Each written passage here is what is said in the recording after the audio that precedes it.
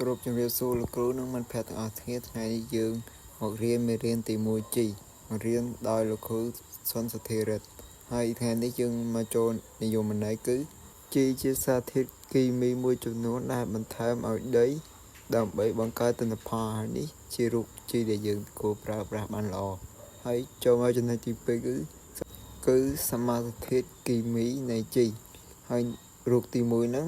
ទី2សមាសធាតុជីស្រាយមើលផ្ទាំងនេះជាសារធាតុដែលរុក្ខជាតិជីត្រូវការចាំបាច់បំផុតហើយនេះជានិយមន័យនៃសារធាតុចិញ្ចឹមធំរបស់វាហើយចូលលេខ1មុខងារនៃសារធាតុចិញ្ចឹមខ្នាតធំសារធាតុចិញ្ចឹមខ្នាតធំហ្នឹងវាគឺជាសារធាតុគីមីមួយដែលរុក្ខជាតិត្រូវការបរិមាណច្រើនដើម្បីលូតលាស់អាសូតចូលរួមដំណើរការធ្វើរក្សាសំយោគហើយវាជំរុញក្នុងការលូតលាស់របស់សឹកបៃតងឬស្លឹកនិងមែកធាលនឹងហើយផូសេនឹងគឺវាជំរុញការលម្អក្នុងការលូតលាស់ប្រព័ន្ធឫសនិងជំរុញឲ្យរុក្ខជាតិឆាប់រីកផ្កានិងទុំផ្លែហើយយើងចូលមកចំណុចបន្តទៀតគឺប៉ូតាស្យូមហ្នឹងប៉ូតាស្យូមហ្នឹងគឺវាជួយបង្កើតគុណភាពនៃផ្លែគឺវាធ្វើឲ្យផ្លែយើងនឹងល្អហើយបង្កើតភាពស៊ាំការពារនិងរុក្ខជាតិផ្សេងៗហ្នឹងវាគឺជួយការពាររុក្ខជាតិយើងហ្នឹងកុំឲ្យមានបាក់តេរីឆ្លងកាត់ឬមេរោគហើយម៉ាណេស្យូមហ្នឹងវាជួយសម្រួលក្នុងការលូតលាស់សារធាតុចិញ្ចឹមផ្សេងៗហើយវាជាសារធាតុបង្កើតស្តូវយ៉ាងសំខាន់ក្នុងរុក្ខជាតិស្លឹកហើយផូសហ្នឹងឬស្ពាន់ធម៌ហ្នឹងវាជំរុញបង្កើតថ្នាំឬលើរុក្ខជាតិអំបូរកាដុងសណ្ដែកហ្នឹងហើយវាជួយក្នុងការលូតលាស់របស់ឫសនិងបង្កើតគ្រាប់សម្រាប់បន្តពូជហ្នឹងវាជួយឲ្យឫសហ្នឹងរឹងមាំហើយនឹងបង្កើតគ្រាប់សម្រាប់បន្តពូជហើយចូលមកចំណុចបន្តគឺកាល់ស្យូមហ្នឹងវាជួយឲ្យផ្លែកាន់តែវាជួយផ្លែហ្នឹងកុំឲ្យងាយជ្រុះហើយវាបង្កើតភាពស៊ាំទប់នឹងជំងឺវាជួយការពារផ្លែឈើហ្នឹងកុំឲ្យរុះអីហ្នឹងយើងចូលមកចំណុចទី2គឺសមាសធាតុគីមីនៃជីហើយ 2.2 ជីធម្មជាតិហើយជីគេប្រាប់ពីរបៀបធ្វើជីធម្មជាតិគេយកដូចជាត្រីដូងហើយនឹងសម្ភារៈកាកសំណល់ផ្សេងៗហ្នឹងគេយកទៅផ្គុំធ្វើជាជីហើយចូលមកចំណុចលេខ2សមាសធាតុជីតារាហើយចូលលេខ3គឺការផលិតជីកំប៉ុស្តហើយគេប្រាប់ពីរបៀបបង្កើតជីកំប៉ុស្តហ្នឹងគេធ្វើម៉េចឧទាហរណ៍មិនទៅហ្នឹងគេដូចយកដីហ្នឹងទឹកចាក់ចូលហើយវាបង្កើតជាឫសហើយបង្កើតជាផ្លែមកគេដាក់ចូលនឹងខ្ចប់ទៅវិញទៅមកហើយជារបៀបបង្កើតហើយលេខ3គុណសម្បត្តិនិងគុណវិបត្តិហ្នឹងនៃការបង្កើតជីគេប្រាប់តារាងមានគុណសម្បត្តិហើយនិងគុណវិបត្តិហើយយើងអាចទៅ search មើលបានដោយសារតែខ្ញុំមិនសូវចង់លេខដែរដូចនេះយើងមកសិក្សាចំណុចសំខាន់និងនិយមន័យរបស់វាដូចតទៅពីសមត្ថភាពបដូរអាយុវិជ្ជមានហើយរូបខាងស្ដាំហ្នឹងគឺជាអេស្ប៉ាញហើយការបញ្ចូលដីហ្នឹងដែលមានជីវជាតិមានដីឥដ្ឋនិងសារពាង្គកាយដែលដូចជាមេដែកដែលមានបន្ទប់អវិជ្ជមានវាមានសកម្មភាពទាញនិងរក្សាទុកខេរិចដែលមានបន្ទប់បូកដូចជាកាល់ស្យូម2បូកNហ្នឹងខេបូកហ្នឹងគេហៅថានុយយ៉ាម៉េសហើយសារធាតុចិញ្ចឹមដែលបានរក្សាទុកហ្នឹងវាមិនហូរលិចបាត់រហូតទៅតាមទឹកឡើយវាធ្វើដំណើរការផ្លាស់ប្ដូរទៅកាន់ឫសរុក្ខជាតិដើម្បីទៅចិញ្ចឹមដើមហើយចូលមករូបទី2ហ្នឹងគឺរូបខាងលើមិញហ្នឹង 2.2 ហ្នឹងដីជីធម្មជាតិហើយស្លាយនេះគេបានបង្ហាញពី6ប្រភេទដែលយើងអាចរកបានដោយងាយៗនៅតាមផ្ទះហើយទឹកដែលមានដីកំផុសវាជំនួយសារធាតុចិញ្ចឹមយ៉ាងខ្លាំងញ៉ៅឲ្យដើមលូតដើមឈើហ្នឹងវាផ្លែដូចជាប៉ោមឬស្វាយ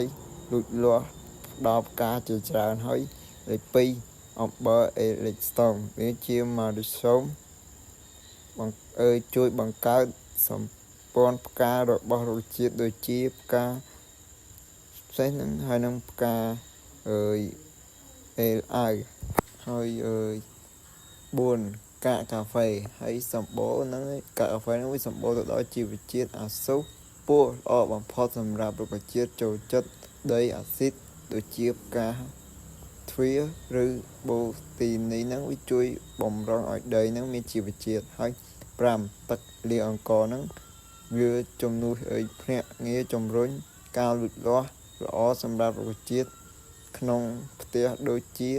ផ្កាហ្នឹងឬដើមនឹងផ្ដល់វីតាមីនចាំបាច់ហើយលេខ6ហ្នឹងដីដែលសង់ពីត្រីហ្នឹងវាជំនួយដល់ស្លឹករុក្ខជាតិនៅក្នុងការលូតលាស់ជំរុញឲ្យស្លឹកពណ៌ខៀវស្រងាត់និងផ្កាស្តុបផ្សាយហើយរូបទី2ហ្នឹងរូបកណ្ដាលហ្នឹងគឺ 2.3 ការផលិតជីកំប៉ុស្តហ្នឹងស្រាវនោះបានបង្ហាញក្រោមបដិវត្តជីវិតនៃជីកំប៉ុស្តហើយតើអ្វីជាជីកំប៉ុស្តជីកំប៉ុស្តហ្នឹងគឺជាការរៀបកាកអាហារនិងសំណល់ធម្មជាតិឡើងវិញនឹងដើម្បីបង្កើតគឺជាសរីរាង្គសម្រាប់រុក្ខជាតិនិងដីហើយវត្ថុជីវិតរបស់វាហ្នឹងគឺចាប់ផ្ដើមកាកសំណល់ផ្ទះបាយសម្បកផ្លែឈើយកទៅចូលក្នុងធុងឬរណ្ដៅកំប៉ុស្តវត្ថុធាតុទាំងនេះហ្នឹងវានឹងរលួយដីមានពណ៌ខ្មៅហើយគេយកទៅស្រោចឲ្យកូនរុក្ខជាតិហើយរុក្ខជាតិរួចរាល់ផ្ដល់ផលឲ្យយើងឃើញអត្ថប្រយោជន៍របស់វាហ្នឹងគឺជួយកាត់បន្ថយការប្រើប្រាស់ជីគីមីកាត់បន្ថយសំរាមនិងបង្កើនជាតិដីនិងមិនប៉ះពាល់ដល់បរិស្ថានហើយរូបទី2ហ្នឹងរូបខាងក្រោមហ្នឹងលេខ3គុណសម្បត្តិនិងគុណវិបត្តិស្រាយនេះប្រៀបធៀបនឹងសរីរាង្គនិងជីកំប៉ុស្តហើយលក្ខណៈពិសេសលក្ខណៈដើមលក្ខណៈលូតលាស់ហើយនឹងតនភាពចិញ្ចឹមផលប៉ះពាល់លើដីគោលដៅវែងឆ្ងាយពីចូលមកបានមកពីកាកសំណល់សរីរាង្គហើយយឺតនឹងអាស្រ័យទៅលើការបំផ្លាញរបស់មីក្រូទស្សន៍សារធាតុក្នុងដីហើយវាមានសារធាតុចិញ្ចឹមខ្នាតតូចក្រាន់ប៉ុន្តែតង់ចុង NPK ហ្នឹងវាមិនទាន់នៅឡើយវាជួយបង្កើតនិងកែលម្អរចនាជំនួយដល់មីក្រូទស្សន៍ល្អក្នុងដីហើយការលូតលាស់ប្រកបទៅដោយនិរន្តរភាពនិងយូរអង្វែងហើយជីសរីរាង្គឬជីគីមីហ្នឹងវាផលិតឡើងដោយសហកម្មឬប្រេងសារធាតុហើយល្បឿនរហ័សនិងគោលចំគោលដៅភ្លាមមិនសូវមានសារធាតុចិញ្ចឹមខ្នាតតូចប៉ុណ្ណោះវាមិនសូវមានសារធាតុចិញ្ចឹមខ្នាតតូចប៉ុណ្ណោះទេតែវាមាន PNK ច្បាស់លាស់ត្រឹមត្រូវហើយគ្មានសរីរាង្គសម្រាប់ជីទេប្រើប្រាស់ច្រើនហួសពេកធ្វើឲ្យខូចដីនិងងាយហូរលិចបាត់ហើយផ្ដោតសំខាន់របស់វានឹងផ្ដោតទៅលើទិន្នផលលឿននិងការគ្រប់គ្រងកម្រិតបច្ចេកទេសខ្ញុំសូមអរគុណលោកគ្រូនិងមិត្តភក្តិទាំងអស់គ្នាដែលចំណាយពេលវេលាស្ដាប់ខ្ញុំបកស្រាយតាំងពីដើមរហូតដល់ចប់អរគុណលោកគ្រូនិងមិត្តភក្តិទាំងអស់គ្នា